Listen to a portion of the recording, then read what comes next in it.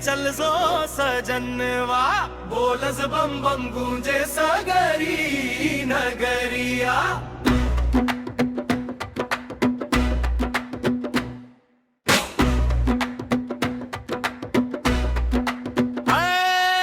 गेरुआ रंग में सज के चल सो सजनवा, बोलस बम बम गूंजे सगरी नगरिया।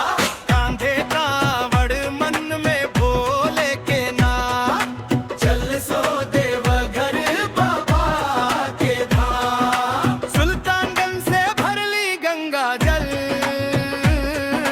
हर हर महादेव गूंजे पल पल।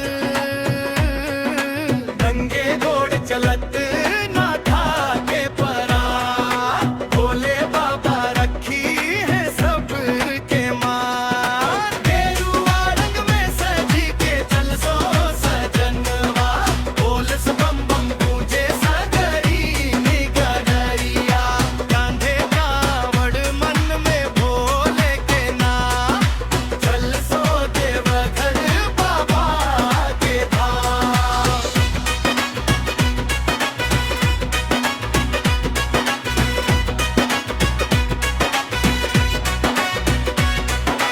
डमरू के धुनिया शंख के आवाज,